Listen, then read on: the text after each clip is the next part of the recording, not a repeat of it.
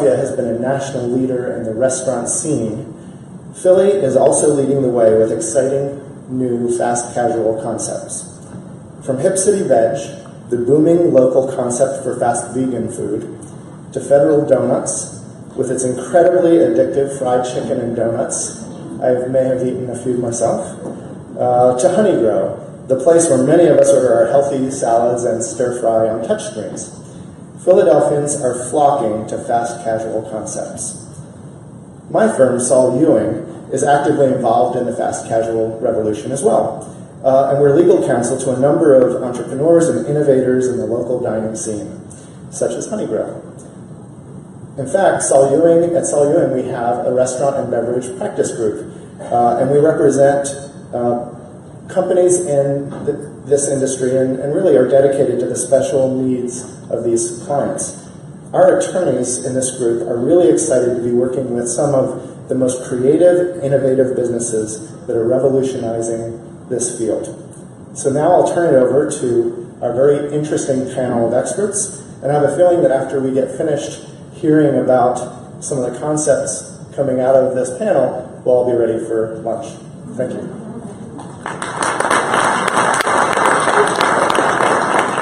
Please welcome Steve Cook, Nicole Marquis, Justin Rosenberg, and Danya Henninger.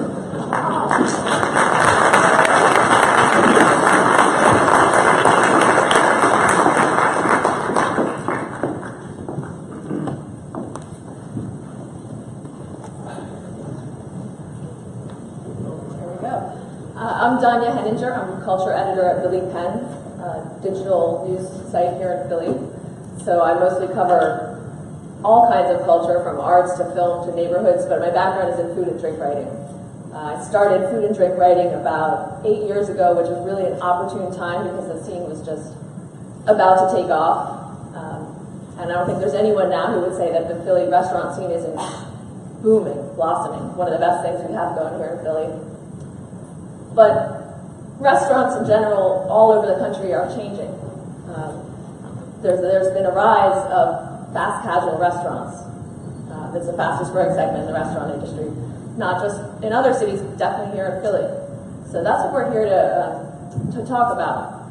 What that means. Is there a paradigm shift coming? Is it good? Is it bad?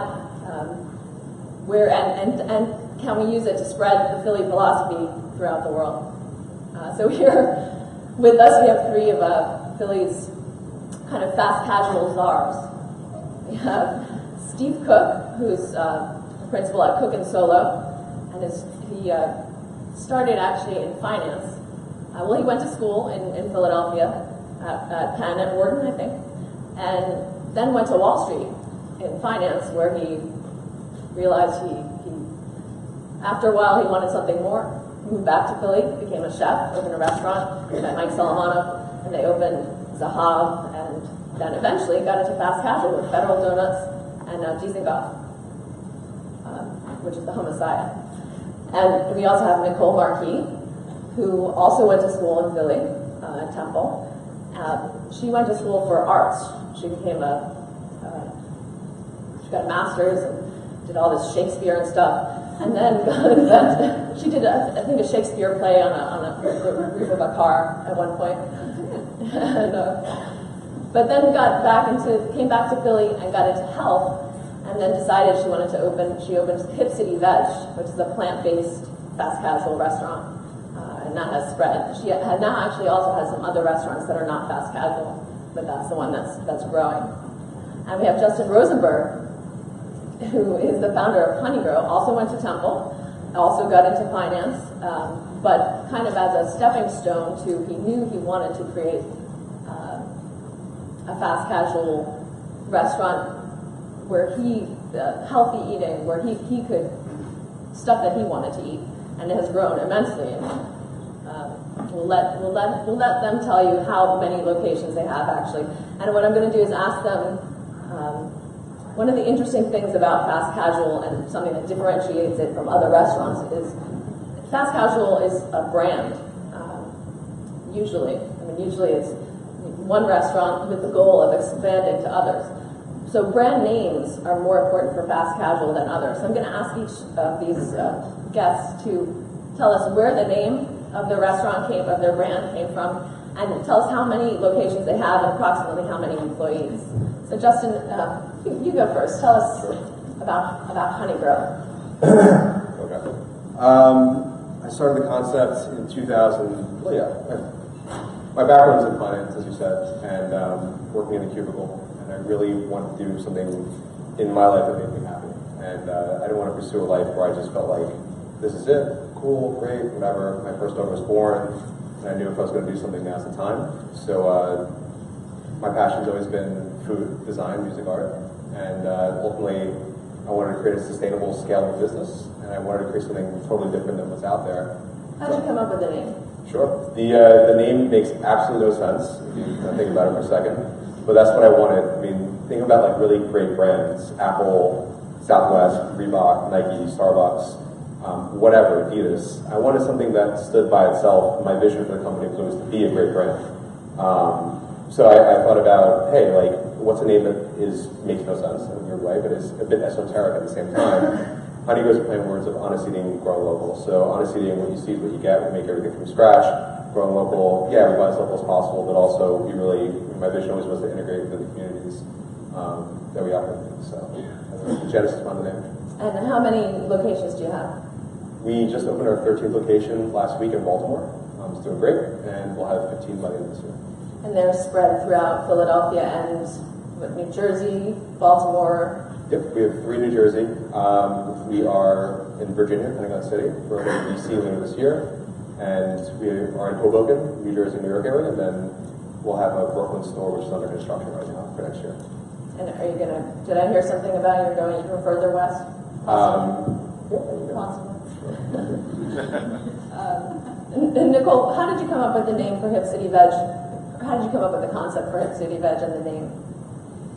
Yeah, I mean, similar to Justin's story, I looked at brands like Apple and Starbucks and thought, what is this? What is a Starbucks? And why is it so strong in people's memory and mind? Why does it stand out?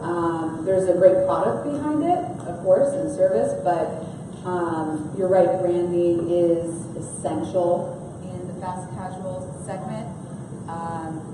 I think that am I okay? It came back, I think.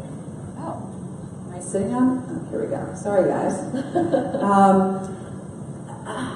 Hip City Veg, I love the rhythm. I definitely wanted to let people know a little bit about what it is we're doing without being, overly just explicit. I mean, I'm really glad I tested out some names. The very first name when I thought of the concept, I'm embarrassing to say, but I called my brother. It was in 2008, and I'm like, I know what I'm going to do with my life, and it's going to be called the Veggie Queen.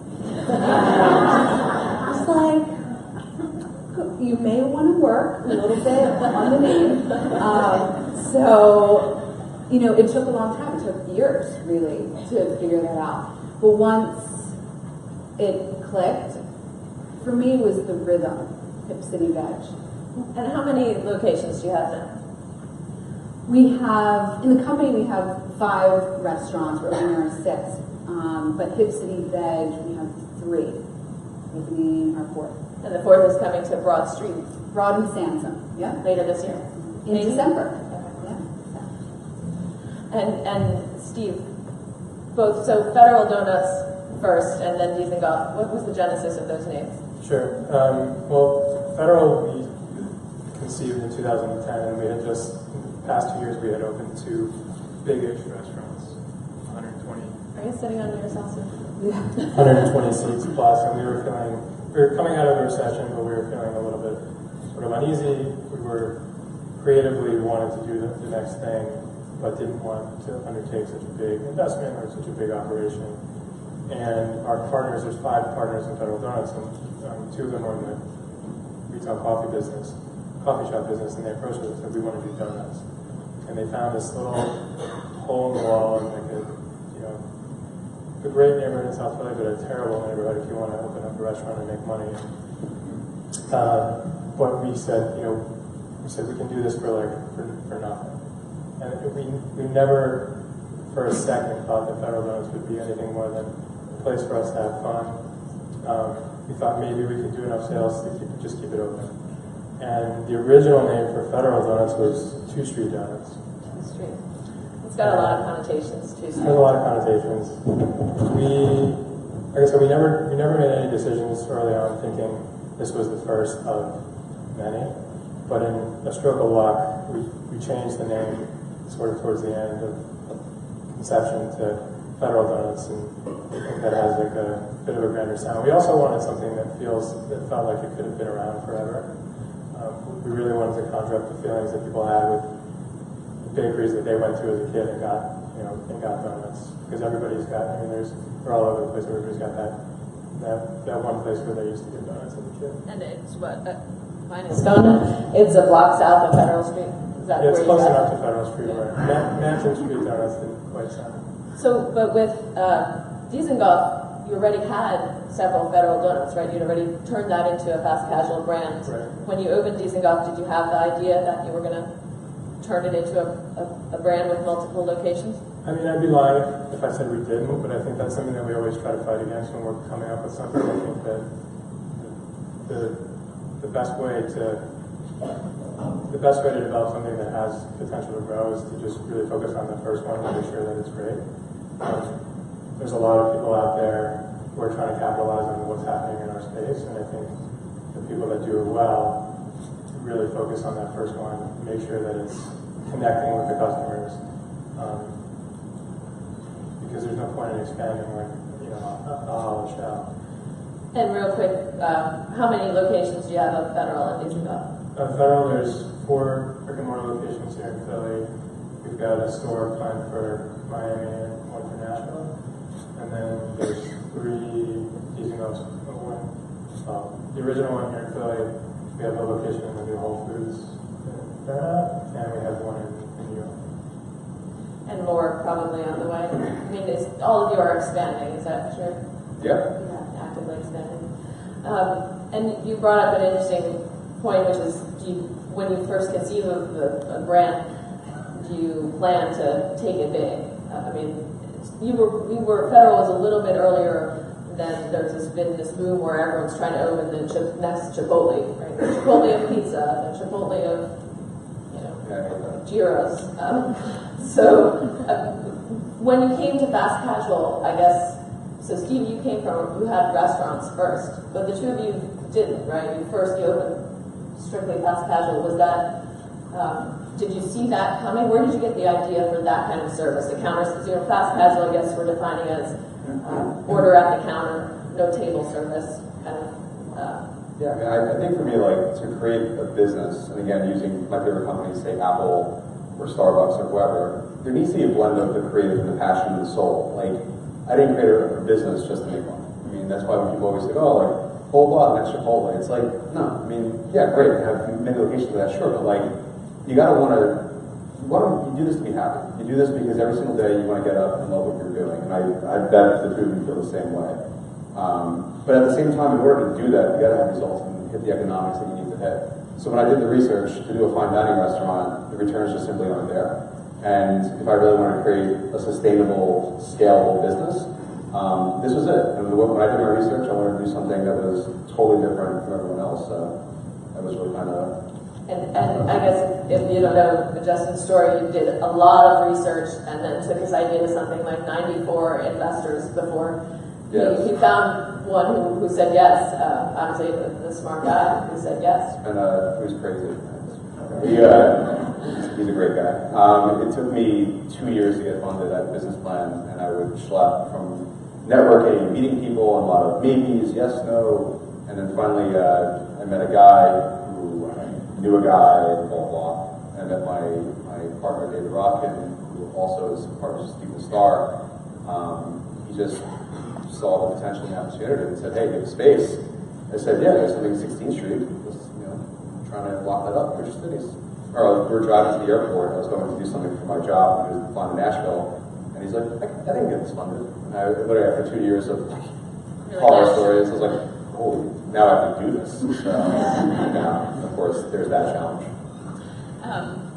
And Nicole, you went the opposite way, right? You have fast casual and then have branched into some sit-down restaurants. Yeah. Is that, are those sit-down restaurants, do they not make as much money? Are they much harder to make profitable? Alcohol makes a lot of money. So, no, they're profitable as well. Not probably as scalable as, a very clean, precise operation like a fast casual. Because in full service restaurants, when you have the chef, you depend so much on your executive chef.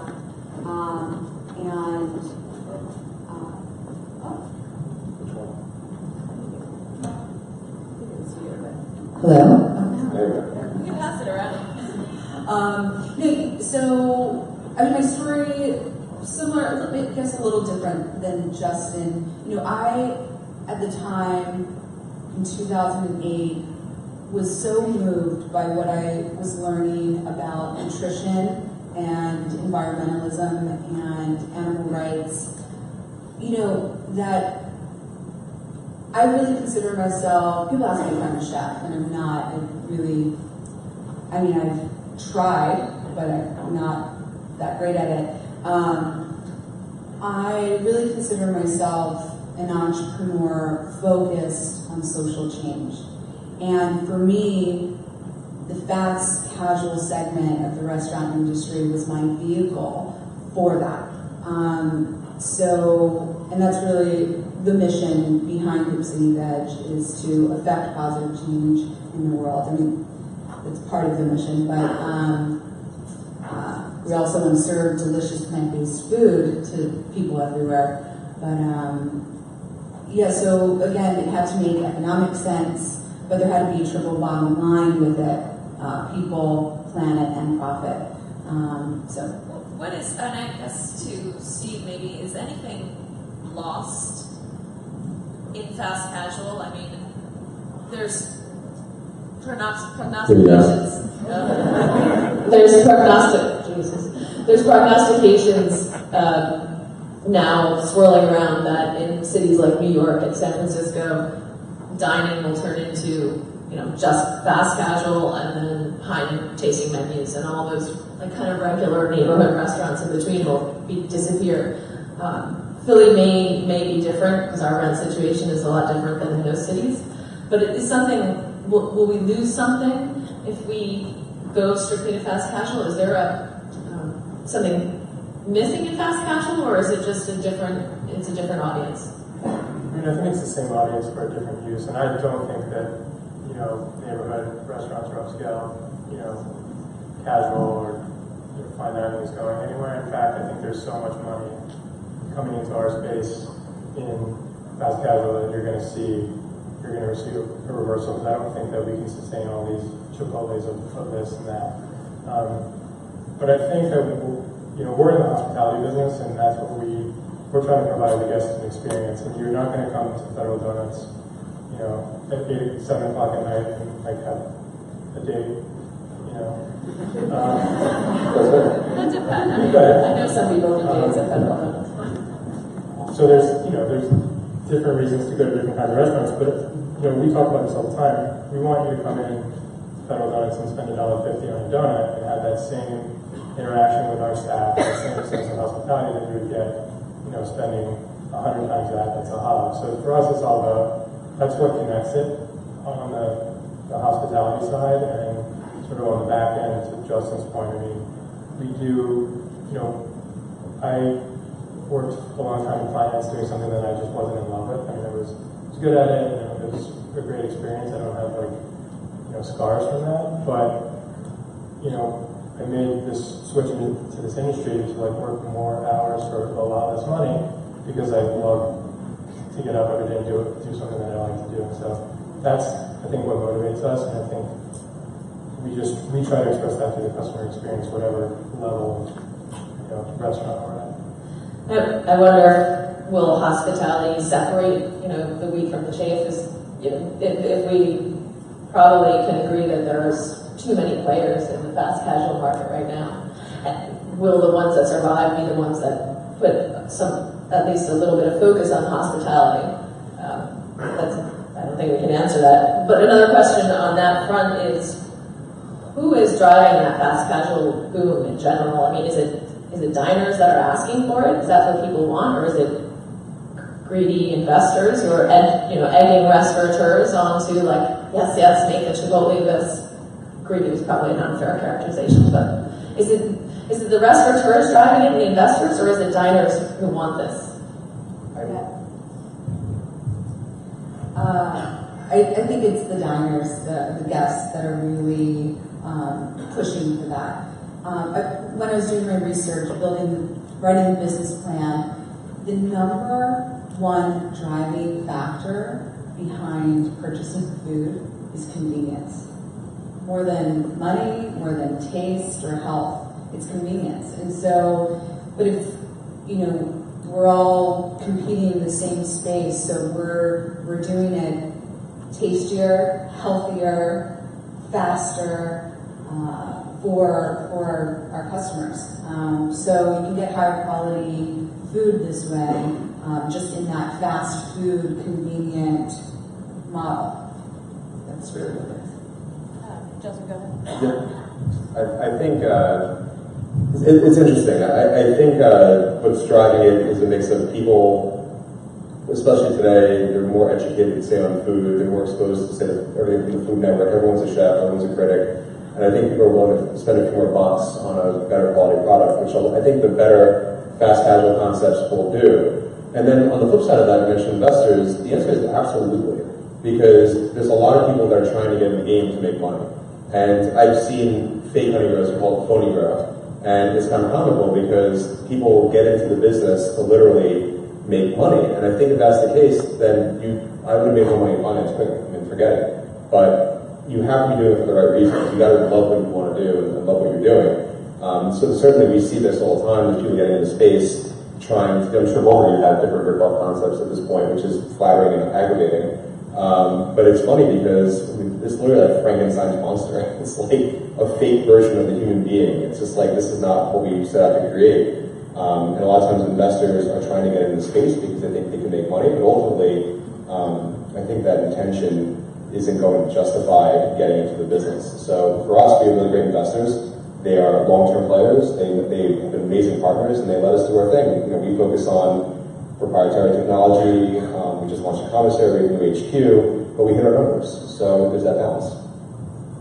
This is an aside, and it's pseudo-technology, but I heard you now have flippy boards in some of your stores. Saw that in 16th Street? Yes. Like the Amtrak flippy boards, you have that now? Yeah, so save the split labs. We got Mark over there from Oak Foundry, a little shameless plug, who designed that with us.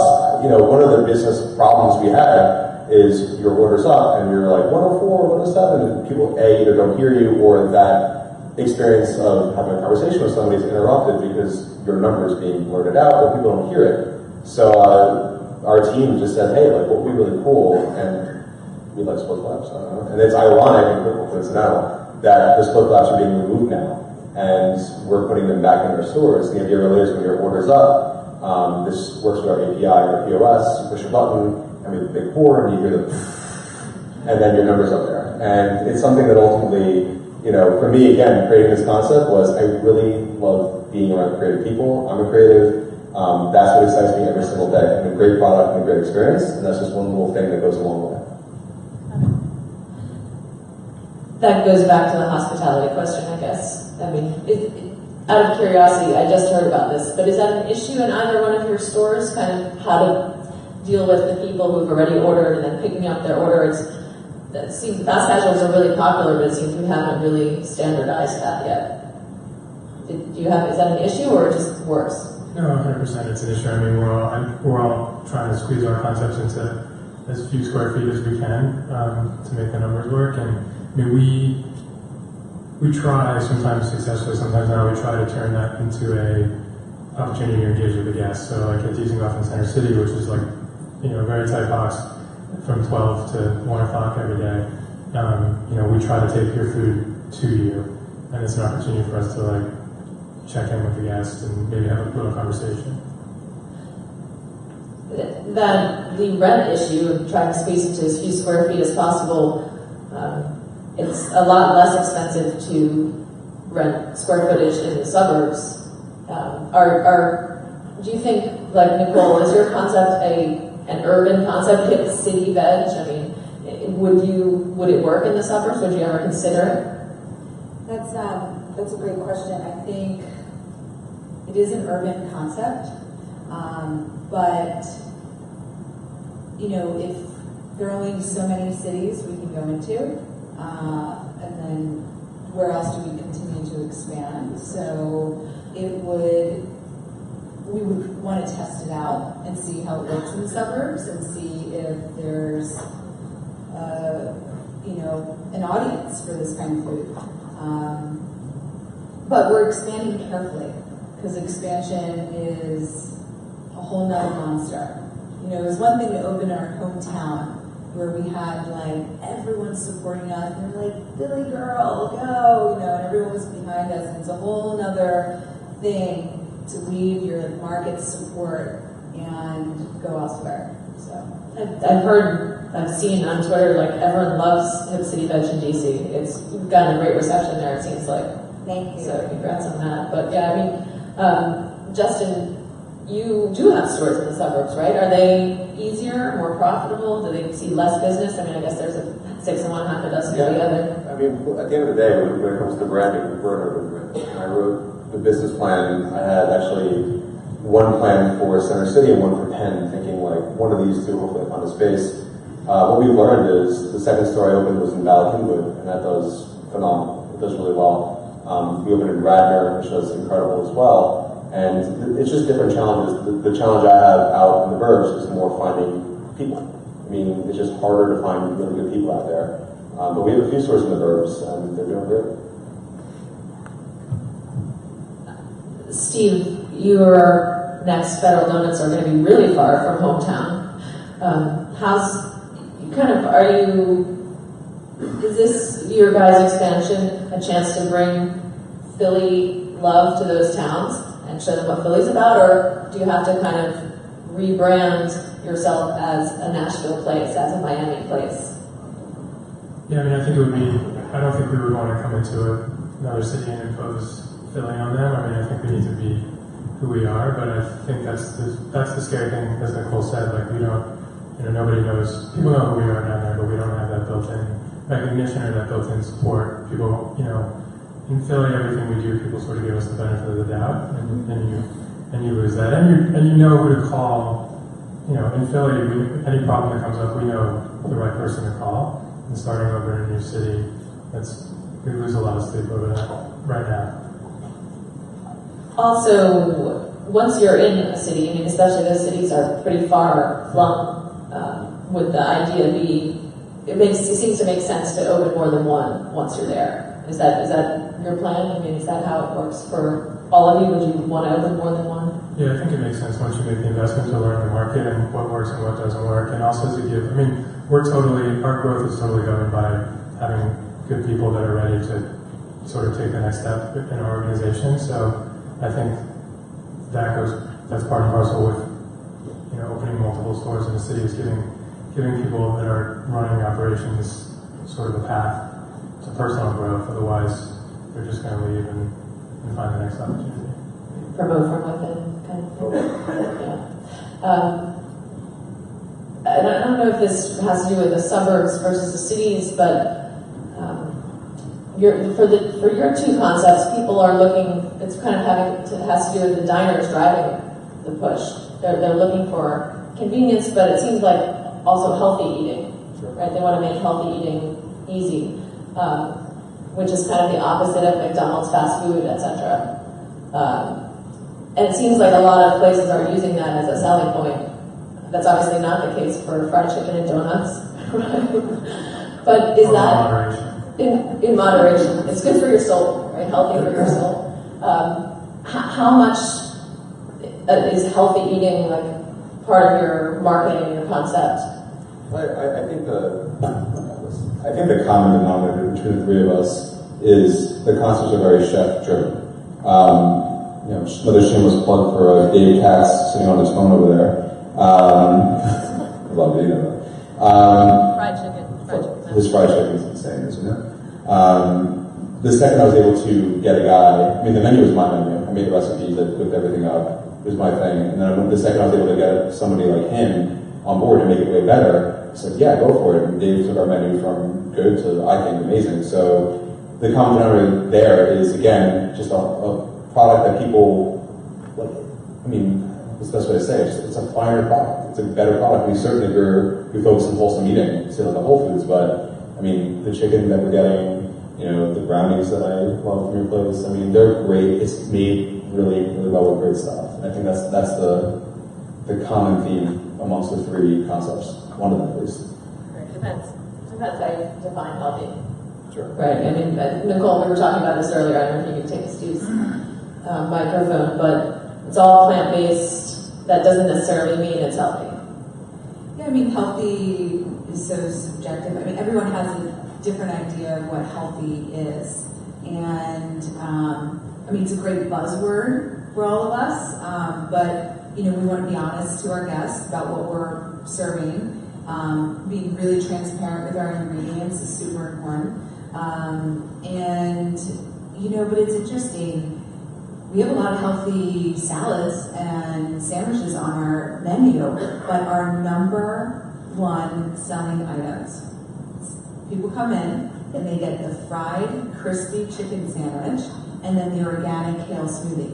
Which I love. It's balance, right? So, I think it shows that people really want health and they're interested in it and they take care of themselves, and it's a whole new, super highly educated customer group. They also want to be satisfied. Right. And if you can get a crispy chicken sandwich and doesn't have cholesterol, doesn't have animal saturated fat, it's a bonus, but it's still fried, so we have to be careful. But it says something about what people are really looking for. And interesting, I was going to ask Steve what your best sellers are at your spots, but they're so concentrated that I don't even know. You have chicken, you have donuts, you have hummus, right?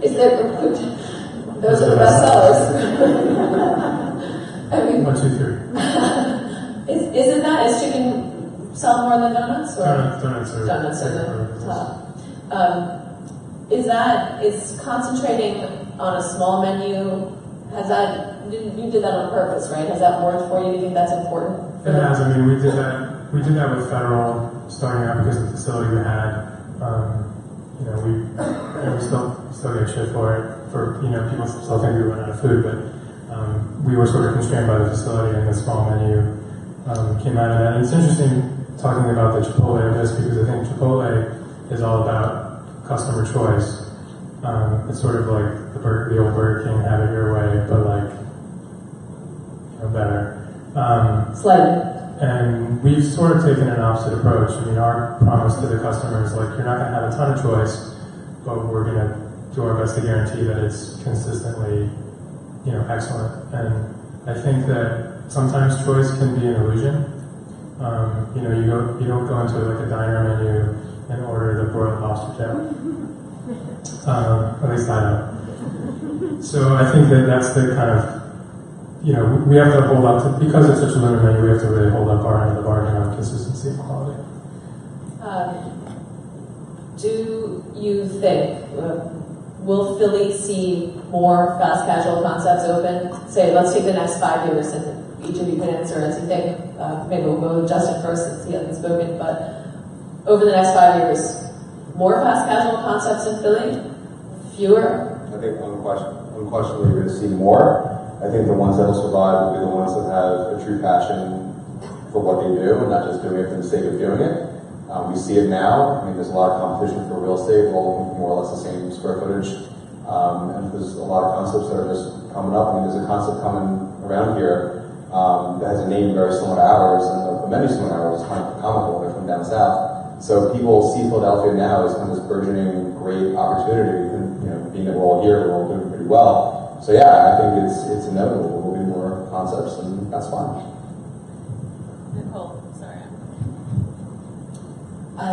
Yeah, I mean, I agree. I think we're going to see a ton more concepts. We're also going to see concepts close. It's a really hard segment right now to work in. So, Emma, is this not even on it? So,